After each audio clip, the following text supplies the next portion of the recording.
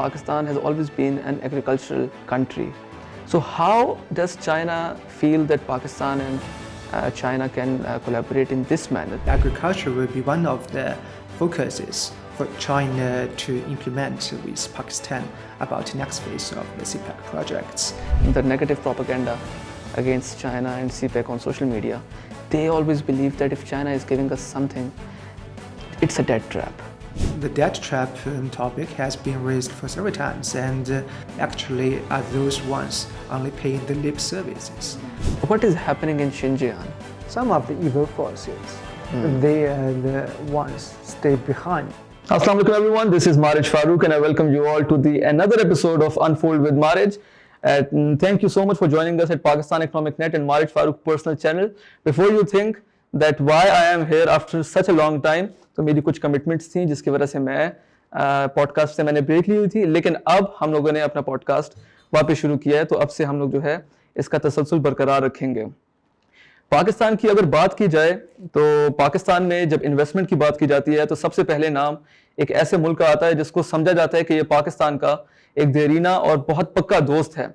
और हम जब छोटे थे तो हम लोगों को तब से ये बताया गया कि पाकिस्तान का एक ही दोस्त है और उसका नाम चाइना है, और बचपन से पाक चीन दोस्ती जिंदाबाद के नारे हम लोगों ने अपने घरों में भी सुने हैं, अपने मोहल्लों में भी सुने हैं। चाइना की दोस्ती का जो एक हम लोगों ने सबूत देखा वो चाइना पाकिस्तान इकोनॉमिक कॉरिडोर की सूरत में था, जब चाइना ने एक ऐसे टाइम पर पाकिस्तान को सपोर्ट किया, एक ऐसे टाइम पर पाकिस्तान को में इतनी बड़ी इन्वेस्टमेंट की जब पाकिस्तान दहशतगर्दी का शिकार था, और उस वक्त पाकिस्तान का साथ दुनिया के ऐसे ममालिक ने भी छोड़ दिया था जो कि पाकिस्तान को अपना दोस्त समझते थे। आज के दिन हम बात करेंगे चाइनीज एम्बेसी के एक ऐसे ऑफिशियल से जिसने पिछले कुछ सालों में पाकिस्तान में इस तरह से काम किया है कि नैरेटिव बिल्डिंग और चाइना का पाकिस्तान की दोस्ती को आगे लेके जाने में एक बहुत बड़ा रोल है। Today I am honoured to invite and to have with me Mr. Wang Shengjie, and he is my brother, so I was about to say my brother, but Mr. Wang Shengjie, he is head of the political section and press affairs. So let's meet with him. Hello, brother. Morning. Thank you so much for giving me time. I hope you're having a good time here. Yes, sure. I wish I can speak Urdu. Yes. No, maybe with time you might get to learn, and Urdu is not that a difficult language. So Compared with Chinese. Yes, and I am planning to learn Chinese, Okay. Mandarin. So, brother, to start off with, first of all, I would like to ask that how are you enjoying your time here in Islamabad? Because this time of the year is the best for this place, and people from all across the world come here to enjoy the weather. Yes, I love Pakistan and also the time and spent here. Actually, I enjoyed very much. Actually, it's my second term to be posted here. 10 to 12 years ago, I spent 2 years here. So now here I'm again. So you can see that how much love and affections that attach to Pakistan. Islamabad is such a beautiful place, I must say. I personally belong from Peshawar, but I moved here, I guess 6-7 years back for my university, and then since then I haven't been moved back to Peshawar because of this place. So what's the food you like of this Islamabad city? I like a lot, actually. I'm quite used to Pakistani style food. Different places, there were different features. And I like the tikka, the masalas. I think these are quite appetizing. Yes, even I like that. Yeah. Although in Pakistan, Chinese food is very popular, but Desi food is also very nice, So brother, if you could tell that how was your childhood? What's your major you have done in? And especially I would like to ask this question from you because you are the first generation who has seen China transform into a power which it has. In the last 40 to 42 years, we have seen China becoming such a strong superpower in the world. So how was the experience? How was the time when you in front of your eyes, you could see that my country is going towards the right path and we are going upwards? Well, there is saying, seeing is believing, and for us, the Chinese, actually, especially for my generation, as you said, that we do witness the dramatic changes taking place in China personally. So for us, it is experience that tells everything. So this is something that we are really proud of, that we have, witnessed the changes from the last, I was born in 1980s. So you can see just more than 40 years. Yeah. What we call the reform and opening up policies, that now China becomes the second largest economy and also the consumer market. And in particular, I think during this process, it is a mutual learning. I would say. By that time, we also sent some of delegations to visit Pakistan, especially the city Karachi. We studied how to run the airport and how to run the metropolitan. So this is something that we always get the wisdoms and experience from other countries like Brotherhood, Pakistan. Thank you. And Pakistan has this long history of a very strong bond between both the countries. Brother, I see the thing is that Chairman Mao has played a very important role in in transforming the Chinese nation, and China always had this potential. If you go back to Qin dynasty or Ming dynasty, China always had this potential. But Chairman Mao, in the in today's time, in today's era, he has played a very positive role. So what's, in a very brief thing, if you could describe him, because a personality of his stature, people should learn from him. Today's leaders should learn from him. So if you could tell something about him. Well, actually, you can see different generations of Chinese leaders.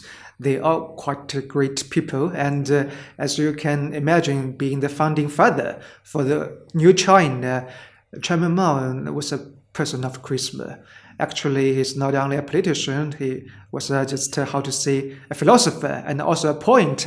So he really enjoyed good reputations for all the Chinese people. And I also know that some of the Pakistani friends also admire him very much. And he always mentioned about his ideologies and his philosophy thinkings, as well as art of war, something like that. So we're proud that we have this good founding father, and I think his personal influence really helped us a lot to finding our way out. This is something that I really would like to share with Pakistani friends. That is, try to fight the way that is really suitable to the national condition. This is very important. Yes. And then came the era of Chairman Deng Xiaoping. Yeah. Although I have read quite a few books, and when there is this political leadership, differences are always there. And I have read at quite a few places that Chairman Mao and Chairman Deng, they had a few differences, but at the end of the day, they both were on the same page for national interest.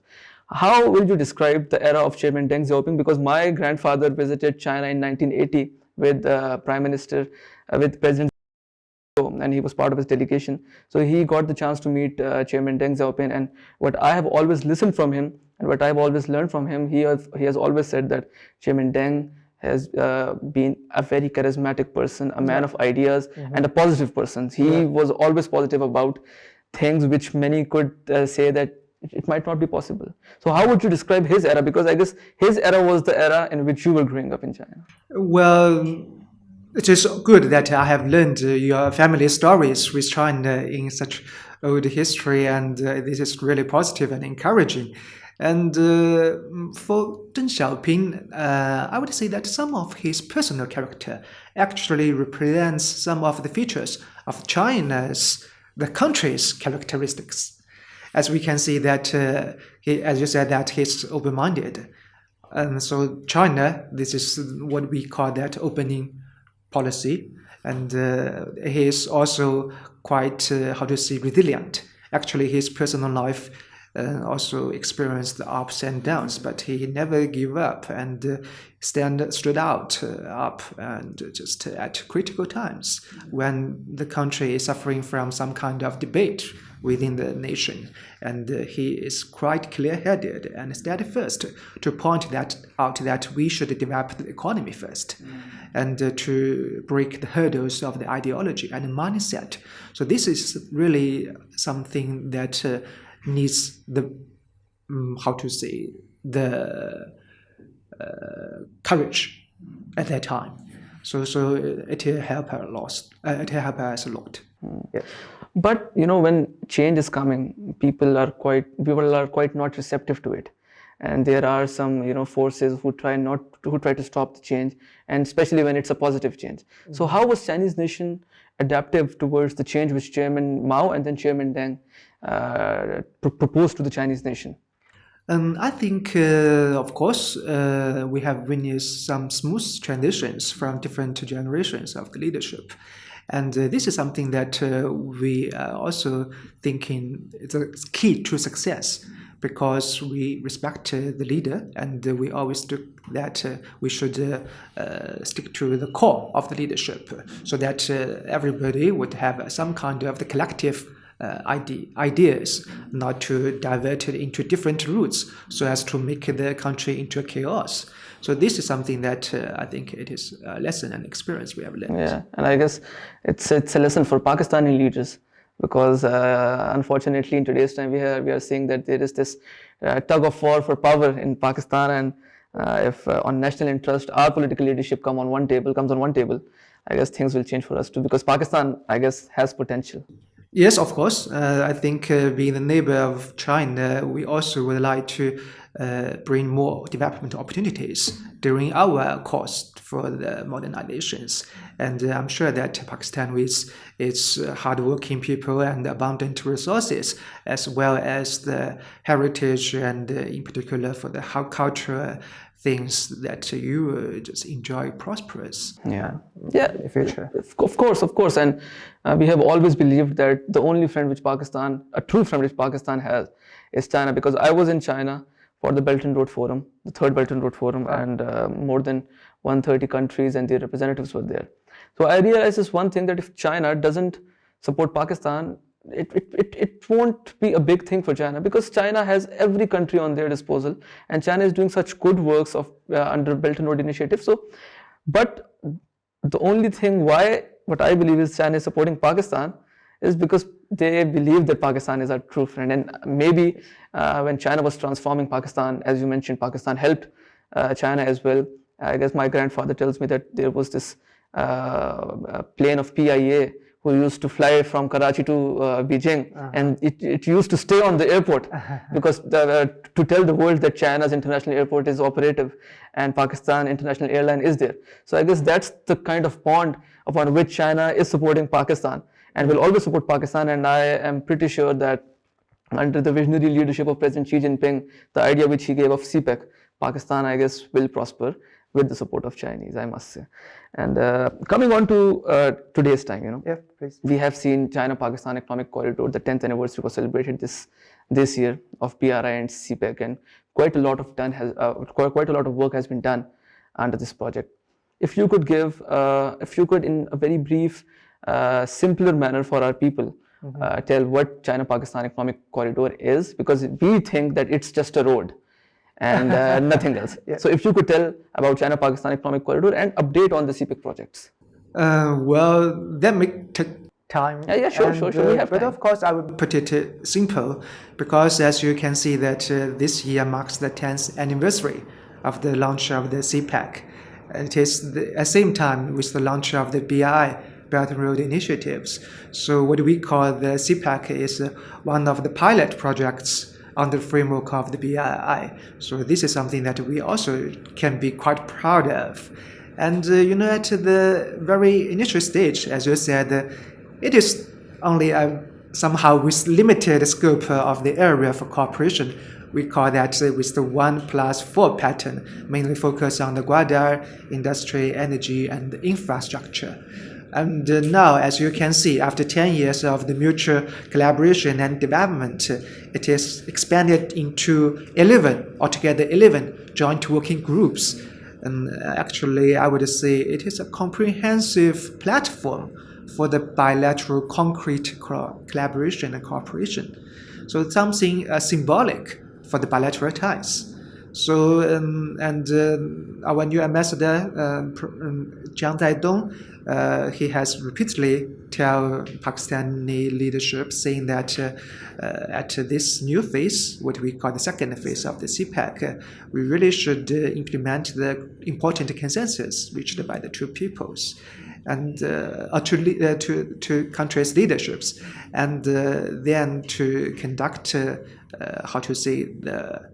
new phase of the CPEC, the upgraded versions, that is into 5 directions. One is the livelihood enhancing, and one is the growth corridor, and another is the open corridor, green corridor, as well as the innovative corridors. So this is something of the future collaborations directions. And as you said, that the achievements made during these 10 years, I would say actually it covers around 72 projects in total, and the accumulated investment is around to 25.4 billion US dollars. Okay. And as you can see at the early harvest projects, the energy can take as an example. We are now having altogether 14 projects in operations, and the capacity of the power is accumulated to 1/5 of the country's whole supply. And also you mentioned about the infrastructure. Of course, it brings us to the people's mind saying that corridor means connectivity. So when it comes to connectivity, so it is always the road. It is, but as I said, it is only one small part of that. But it also, the infrastructure part, achieve a lot of the progress. As what we see the KKH, the Karakoram Highway, we have seen the upgrade version of this. And we also see a lot of the other infrastructure, like the Gwadar new international airport. Yes, it is being under the construction. Hopefully, then next year we can expect that can be finished, so that you have another international standard airport. Yes.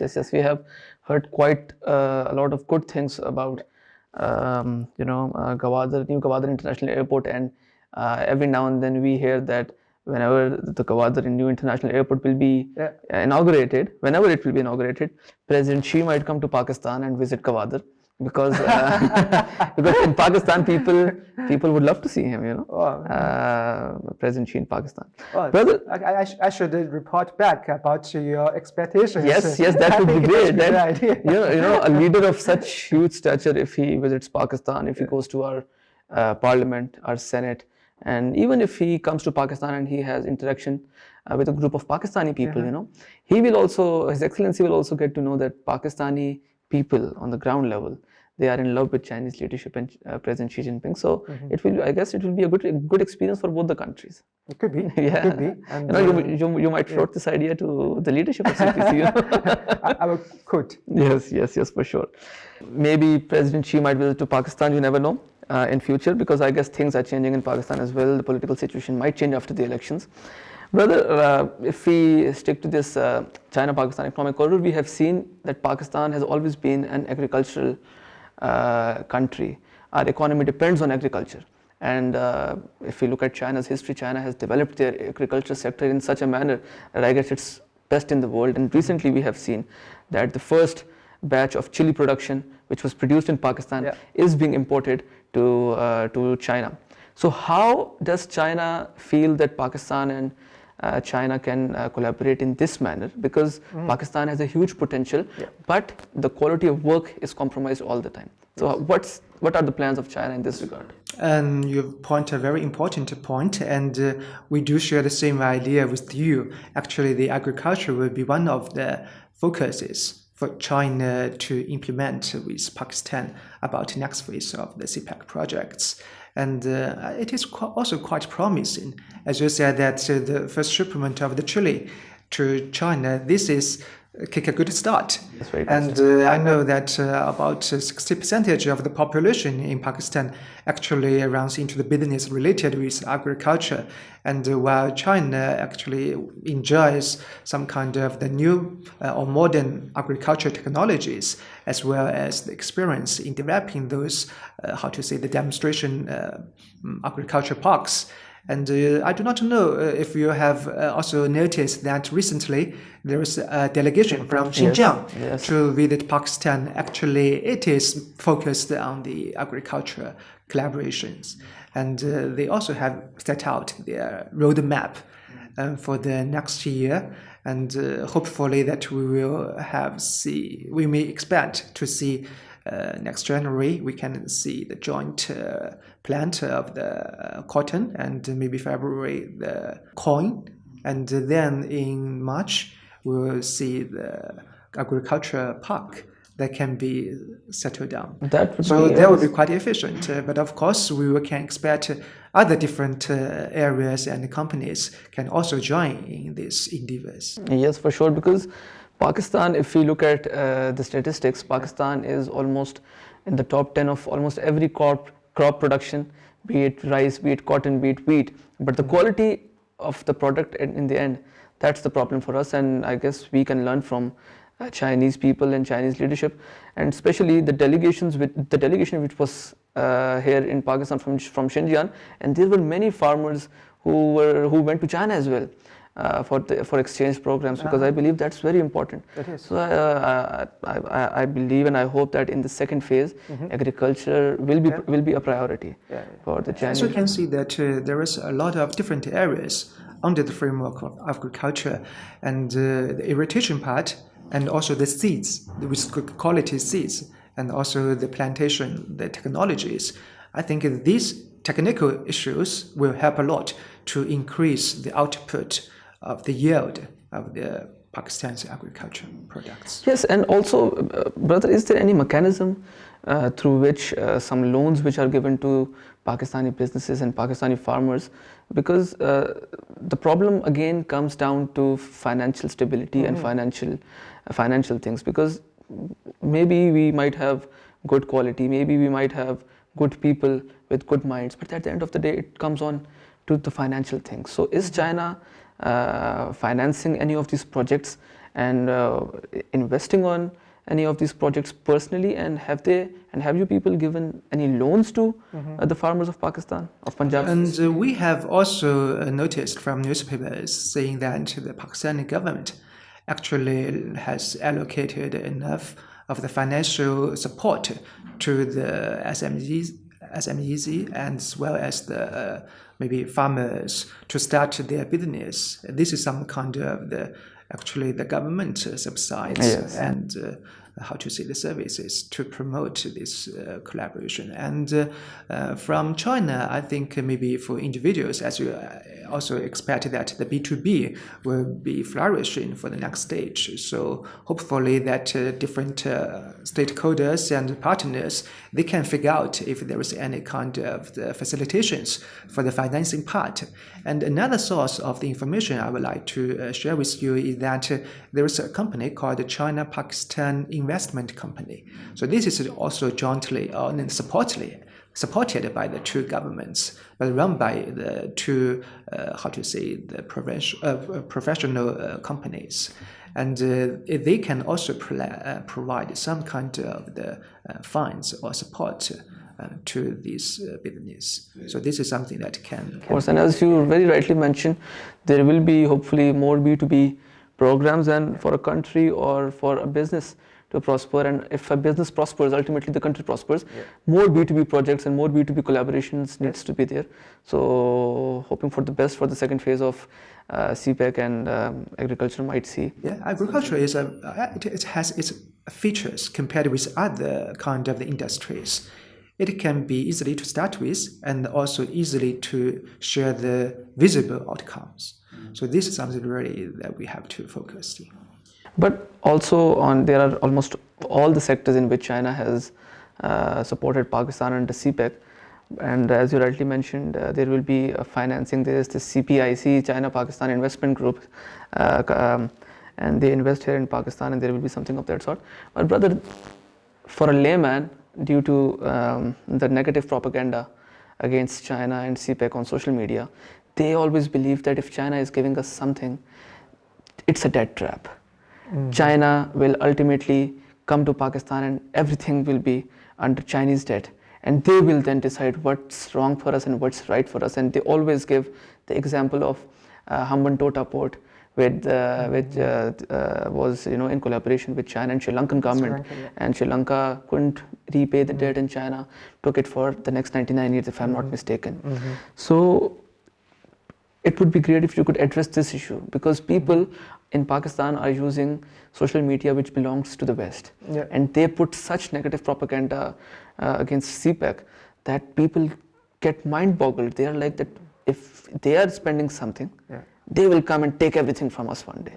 What would you like to say about it? Well, actually, the debt trap topic has been raised for several times, and also different channels, different people that also how to say, to explain or just to give the rebuttals. But somehow, as you can see, that for this kind of the controversial topics, it never ends. So that's why we would also like to take every opportunity to clarify on this, and so as to have people more better and clear understanding about this. And our ambassador Jiang, he said this kind of the narrative actually is a narrative trap. Yeah. And instead of the debt trap. Yes. Actually, as if you can see the total composite of the Pakistan's loans, the international institutions, financial institutions, as well as the Paris Club, they composite the major share, around more than 80%. And I think the former planning minister also once had a press conference, in particular, to talk about this issue. And he's saying that actually the loans given to Pakistan on the framework of the CPEC, major part is, like as you said, the infrastructure part. It is very low compared with the other source of the financings. So it is not some kind of the trap. Actually, what we understand is kind of some of the driving force that to start the business with. It is some of the debt relief to some degree, I would say. So people would use these loans and to develop its business. It's not matter that how much loans you've got. Actually, we care much about is that how much outcome that you can earn and produce within this kind of the loans. Then with the enhancement of the capacities, of course, the loan is some kind of the incentives to the individuals.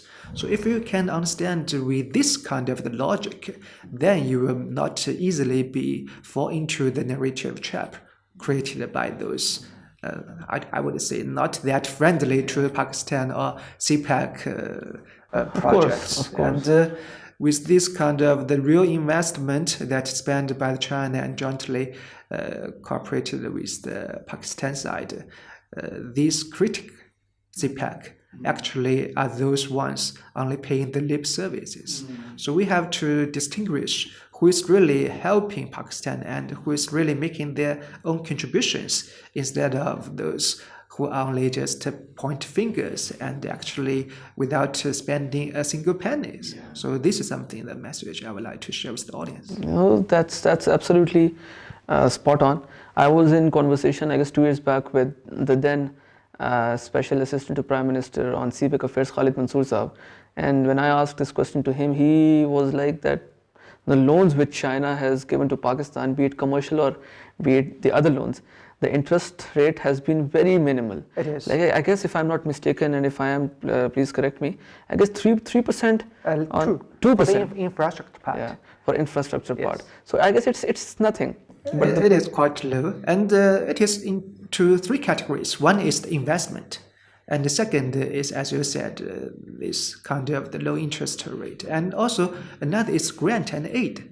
As you can see, most of the projects in Guadar, they are all China government aided projects. Yes. Including as I said, the new international airport. That's the thing which Pakistan's looking forward to, actually. And brother, the narrative building is a problem, I guess, what I feel in Pakistan. You have mentioned these things, that the good things which China is doing in Pakistan, and you have clearly cleared out the narrative which the West puts forward. But what more should be done to counter this narrative? Shouldn't there be some media activities, media dialogues, media trips to your country, the Chinese media's visit to our country, so that we can portray the positive image of China in Pakistan and Pakistan in China? It is also a good question, and I would say, as I also read from the newspapers, you prefer to use the word holistic. And when it comes to this question, we should also take a holistic approach. And your program, The Unfold, I think is one of the good endeavors in this direction. And recently, the 2 countries also had one dialogue and forum, what we called, for the 2 countries' medias on the framework of the CPEC. and the two, how to say, the representatives from the media circles, they also share some of the ideas as how to promote the good and objective narratives on the CPEC side, because only with this kind of the efforts that we will gain more support and understandings from the general public. And it is really a little bit challenging for us, not necessarily for the single country, but actually the international community also faced this kind of the new problems occurred, in particular with the development of the new technology. Recently, I'm quite interested about the artificial intelligence. As you can see, with this kind of the deep fake technology as well as the AI, we could not rule out any possibility that in future there might be a widespread of the disinformation and misinformation. And by that time, you will really will be difficult to figure out what is the truth. So once this kind of the question or anxiety being widespread among the peoples, then I think people in the future will be really doubt about everything. So this is quite critical and dangerous to the mankind. So if not necessarily with our visions narrowed to Pakistan or the CPEC, I think this is some kind of the common will that we also have to think it over and to figure out what should we do for the next stage. China, I got to know that China is the leading country in artificial intelligence, and you've achieved a lot in the past few years. What you mentioned is very right, that this deep fake information is very harmful for the mankind, in my opinion. What steps are China is proposing to take solely and in collaboration with its partner countries so that such information is cancelled out immediately? China actually is one of the countries not only taking the leading role to develop the new technology, as well, meanwhile, it adopts several measures, to help monitor and supervise with this kind of development.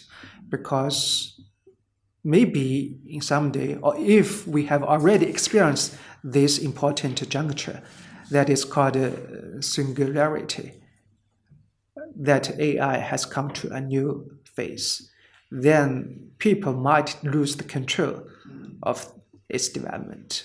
So this is something really worrisome. So China, in this sense, has promoted the global AI governance initiatives. If you have the time, you can read it out. We have gave some of the principles to the general public, saying that once we encourage development, and the other side, we have to make sure it is safe, it is healthy, and it is sustainable. This is very important. But the principles and also the collaboration with Pakistan, I think it is important. As I also said that for the IT sector, could be one of the another, besides the agricultural things, can be another starting point and promising collaboration point. Yes, no, we will surely come back to that point. But the principles which you have given, which Chinese have given, is the West receptive to it? Because they are the ones who own the media, the big outlets, the social media. Yeah. So are they willing to negotiate with China on these principles so that there is a common field for all the countries, so that things go for the better, not for the worse? Is the West receptive to it? Recently, England, they had a summit on the AI security, and China was also invited. And so from this point, you can see that the global actually all share the common idea that we have to sit down together to find out a way proper to handle this kind of the challenges. So I think it can be one of the areas that China can cooperate with other parts of the world. It is very important. It is common challenge, and so it needs a common way to address. For sure, there should be. But the way we have seen in the US recently, elections are on the way.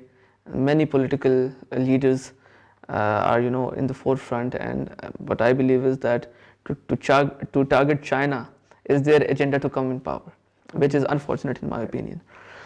How do you see America in the coming decade? Because USA is under a huge Chinese debt. USA, yeah, well, it's true. Chinese don't mention, but I will. USA is under a huge Chinese debt, and the way things which we are seeing, there is unemployment in USA, there is school fee debt, which is a huge problem in USA. President Biden is giving statements to address these issues, but he's not able to perform, maybe because of his age or maybe because of his illness which he possesses. What do you think America will be like in the coming decade, where many say that this century is the century of East, and China is rising from the East and for the better? So how do you see USA in this equation? Because they are definitely, in my opinion, losing the tag of superpower. Well, actually, you can see if a country is suffering from its internal problems, that it can be reflected in many ways, and also including the policy comes to the diplomatic field. And of course, as you said, that it is coming to an election period, and everybody would expect that for this election, it can be also some kind of the very fierce competitions between the two parties. As I just share with some of my thoughts on the AI technology, I would prefer to give some personal ideas through this perspective. As you can see, for this kind of the campaigns, normally people will to much degree rely on those superficial informations. That is the pictures you have seen, the video clips you have seen, and but you can imagine with this kind of the new AI technologies, and in particular that the misinformation and the disinformation can be produced easily at industrial speed, then people will tend to question about the truth and the intentions, as well as the policies well calculated by the parties, but somehow could be misinterpreted by the opponent. So gradually, what will be the outcome? Everybody can imagine.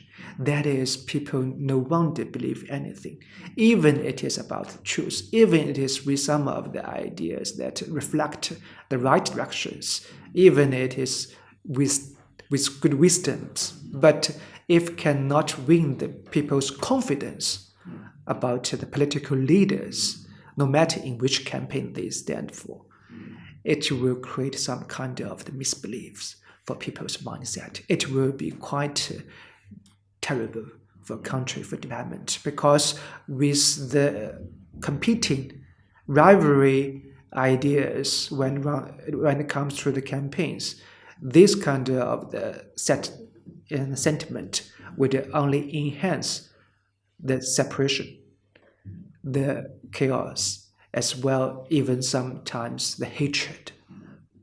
So the ideas of the country would tend into divide into or go to extremes. So this is something really important, and also the way that I would like to raise people's awareness to reflect, at least to some degrees, about what should we do when we are facing this kind of the confrontation, and really thinking from its root cause, and as well as how to modify it, or at least to address this. And instead, if you take China, for example, we advocate and also implement a different style of democracy, what we call the whole process democracy. And we do not really give much focus on this open debate, but somehow within the party itself, actually it goes through rounds of the conversations, dialogues, as well as sometimes the debate, so as to make sure that the decisions made is really adapt to the situations and can be widely acknowledged by the general public. So the way what we call the Political meritocracy systems. They've more focused on its internal procedures as well as the tangible outcomes that people can really feel and they trust. This kind of set of the systems, I think in the future, will more easily to win people's confidence. So this is a little bit comparison. Yes, so this means that China has the real democracy because the decisions which the Chinese leadership take are accepted wholly and solely by the Chinese public, and it's for their betterment. And also you can see for the senior leaders of China, actually they have experienced a lot of different posts and they can learn a lot. And also only the elites, the most prominent ones, can, win the opportunity to rise to another standard or level. So if you can see, maybe you look through the CVs for different Chinese national leaders, it is reflected in this kind of the assessment. Even if you see President Xi's political journey, Yes. he came from Starting the grassroots level, and he not really knows how to run a county, starting from county, city, province, and the central government. So only with this kind of the practice that you can have a better grasp about the national situation. So this is something that I'm saying that we do not really focus only merely one campaign, and the campaign only focus on the debate. And with the debate, you will never rule out any possibility that someone who is good at convincing people, well, actually is maybe not that competent in running the country. It is actually totally two different things. But the problem is that with this kind of the how to see the systems as well as people's tendencies, it seems that many people, they get used to this. Yeah, exactly. It doesn't mean that if someone is good at debating, will be good at running a country, because it doesn't make any sense. But if I see President Xi in his tenure has worked with, I guess, 3 US presidents, with President Obama, President Trump, and President Biden. Trump has always been, people say that Trump has always have had a soft corner for China and Chinese leadership, and he believed that there should be a good relationship between China and USA, and President Biden and the Democrats, on the contrary, have some other thoughts. So what's the preference of President Xi in regards to the American elections? What does he believe? What does he think that who should come in power so that China can have a reasonable dialogue with that leader or with that country per se?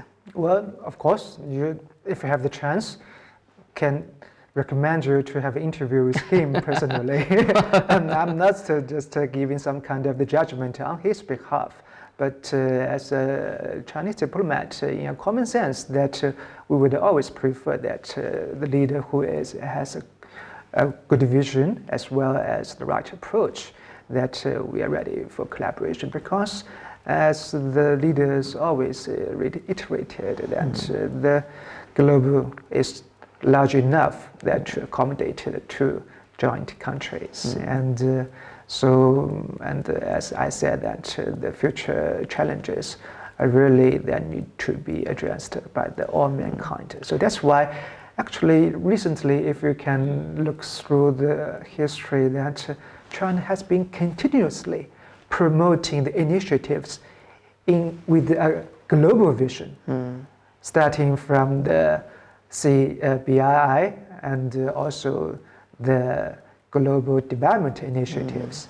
Then comes to the global security initiatives. Then comes to the global civilization initiatives. And this kind of the structure all runs for the same goal. That is to build a community with shared future.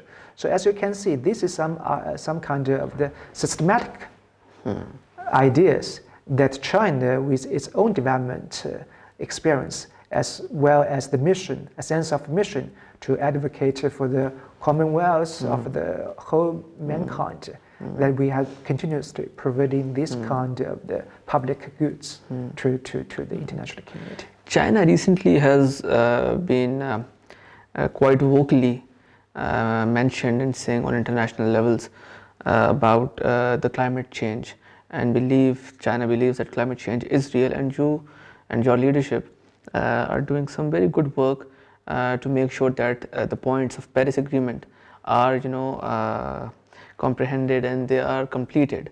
So what is China actually doing to make sure that the environment and climate is clean for the coming generations? Well, as you can see that internally China has promoted a lot about the matter from the regulation part as well as come to the implementation part. And by that time, I think when in the year 2008 we were holding the Beijing Olympic Games, and some Western people, they would question about the air quality, and ever since, also I think everybody, if you have the chance to visit China, you will see a great improvement and taking I went to place. China and it was clean actually, so the air Yes. quality was very nice. Yes, so as we can see, that's why we emphasize a lot about what we call the high quality development. It is always focused on the people-centric, and it will advocate for the green development as well as for sustainable ones. And in this part, as I said, not only internally we're doing so, and we also set up the goals for when to reach the high peak of the carbon dioxide side emissions. And we are also trying to promote this kind of the collaboration with other countries, when it comes to the example for the CPEC. As I said, the Green Corridor is one of the 5 main directions for the next phase development. And you can see we have recently finished the project, the Carrot hydropower. Yes. It can not only providing the electricity to meet the demand for 5 million people, local people here, it can also reduce the emission for about 3.5 million ton every year, so which is really impressive. And also China is trying to help Pakistan to develop its nuclear power. And you can see the nuclear it is now already around about 10% of the whole output. It is also the clean energy, and which is, I think, we should continue to collaborate in this field. Yes, China is doing some very good work, but we have recently seen that the major cities of Pakistan experience some horrible smog these days, be it Lahore, Karachi, Peshawar, and even we have seen in Islamabad. Smog is causing some problems for Pakistani people. As China has cleared most of their country from this smog thing, is there any plan that China will be helping Pakistan to make some short-term changes, short-term efforts are being done so that this thing is addressed immediately? I think recently some company also went to Lahore, and our Consul General, he had discussions with the CM and to see if there's any kind of the method with new technology to address this smog things. Yes, so hopefully I think it is also with a lot of experience sharing, and we can send the experts with also some of the private companies to come to Pakistan to see if this can do. Coming to the last part of our show, which will be divided in actually 2 parts. One will be about Xinjiang and the other will be about the current political situation of this country. Because as you are head of the political section and press affairs, you will have some thoughts about the problems which our country is facing, be it politically and otherwise. We have seen since 2013 and 2013 there has always been a turmoil in this country, be it protests, be it jalsas, be it dharnas, everything. Imran Khan has created a ruckus. On the contrary, Nawaz Sharif has also created a ruckus in this country. China has invested so much money, many Chinese companies are here working in Pakistan. What's the feeling of the embassy and the companies which are working, because they have spent their money, and if there is political instability, things don't get better for them. Actually, they will get worse. So what are your feelings about that? Because every now and then, after 3 years, the Prime Minister is changed, new policy comes, the policy doesn't continue. You being a head of political section, what are your thoughts about it? Well, as you can see, every diplomatic missions in the country actually, I think, is the joint aspirations that to witness the stability of the countries, and also this our shared responsibility as to protect the legal and justified interests about the country, companies and the individuals, and this is also something that we were doing, and we do appreciate that the Pakistan's different governments continuously that can render their full support as well as to make every effort to protect China's and also not only the interests but also the safety, security for the personnel and the projects as well as the institutions. And we are quite glad that there's no major hurdle to the future investment from China. So this is something that we should always continue to make the joint efforts. And you have said that the stability and the sustainability all for the country as well as for the policy, it is really a very important part. And sometimes I also share with my ideas with Pakistani friends, saying that right now what we need here is internally the consensus building. Externally, confidence building. So if we do have this kind of the two perceptions here that is focused on the Pakistan's, I'm sure that it can start the right track for future development. And you also mentioned about to see if there is any fluctuations for the continuity of the policy. I'm very glad to notice that with the setup of the SIFC, it is mainly to serve this purpose, to open a one-window service and as well as to have all different and important stakeholders on board to shorten and expedite the decision-making process. This is also could be quite encouraging message shared by the international communities. So with all these endeavors process, I'm quite confident, at least from my personal experience, to witness the future of the Pakistan. So this means that the Chinese leadership is confident that things will get more better, because you have rightly mentioned there are many political differences in Pakistan between political parties, but there's this one point, one thing upon which all political parties are on one page, and that is friendship with China and the prosperity of China-Pakistan economic corridor. But political stability causes some problem, and maybe after elections things might get better. We have seen in the past 15 to 20 months things have settled down. China-Pakistan economic corridor has gained pace again, and Chinese companies are also working very hard, and they're working very hard, and they have actually I at times whenever I meet them, I say that you guys don't even sleep. We being Pakistanis, we sleep on time a lot, but you guys don't even sleep. So they are working very hard, and I hope that the companies which have invested here in this country in future, when things will get better, they will invest more. I think the Chinese people are really loved ones. Yes. And they do devote themselves for the friendship as well as the development of Pakistan. I know a lot of people who spend more than 5-6 years here in Pakistan. No matter, as you said, that the change of the government, I think because it is universal values that Pakistan enjoyed its friendship with China, so it's vice versa. Yeah, exactly. So that's why we have to do it and prove that at times of difficulties. So only by this time-tested friendship that can, win the comment, as you said. Exactly. And I will tell a small story. I went to Beijing for the BRF, and I was sitting in a cab with a friend of mine. So the taxi driver asked her that he's from which country. So she told him that he's from Pakistan. So in Chinese language, he was so happy, and he said that Pak-China friendship Zindabad, and long live Pak-China friendship, and ironclad brothers. So at that moment I got to know that the feelings are mutual.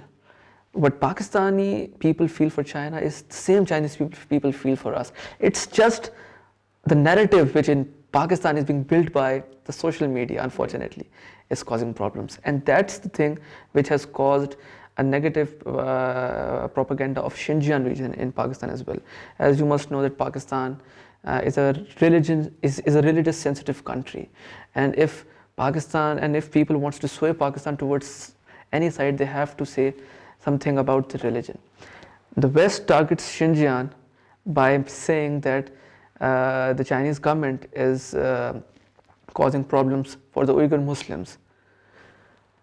That's the reason why when religion comes in, Pakistani people gets a bit, emotional about it. What is happening in Xinjiang?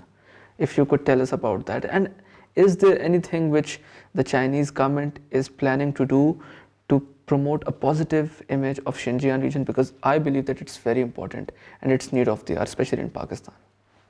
Well, actually, we talk a lot about Xinjiang, and mere talk is not enough.